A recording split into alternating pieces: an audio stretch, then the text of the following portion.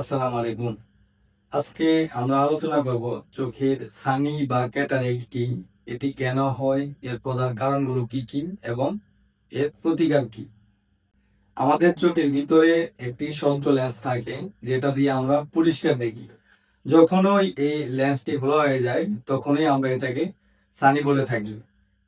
এখন প্রশ্ন হলো, ছানি কেন হয়, এর প্রধান কারণগুলো কি কি। ছানির প্রধান কারণগুলোর মধ্যে অন্যতম কারণ হচ্ছে বয়সজনিত চোখের ছানি।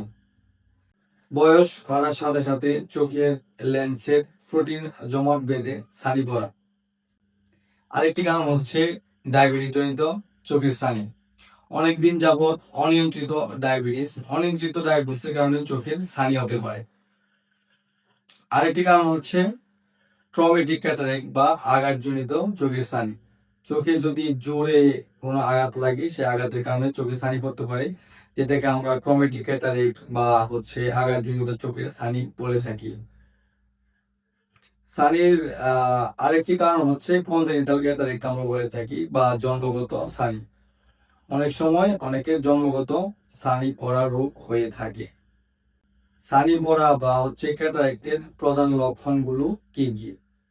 ছানি পড়া বা ক্যাটারেক্টের প্রধান লক্ষণগুলোর মধ্যে অন্যতম হচ্ছে চোখে ঝাপসা দেখা বা রাতে দেখতে সমস্যা হওয়া, অনেক সময় চোখের চারপাশে রঙিন বলয় দেখা। এখন আমরা জানবো ছানি বা ক্যাটারেক্টের প্রতিকার কি।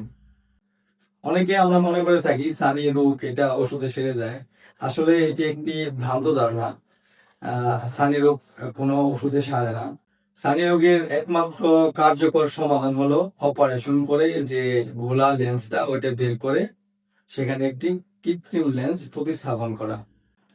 বর্তমানে এসআইসিএস বা ফেকো অপারেশনের মাধ্যমে চোখের ভিতরে ঘোলাটে লেন্সটা বের করে কৃত্রিম একটি লেন্স বা আইওএল বসিয়ে দেওয়া হয়। এটি একমাত্র কার্যকর এবং নিরাপদ সমাধান। তাই বলবো, চোখ আমাদের অমূল্য সম্পদ। নিয়মিত চোখ পরীক্ষা করুন এবং সুস্থ থাকুন। ধন্যবাদ সবাইকে।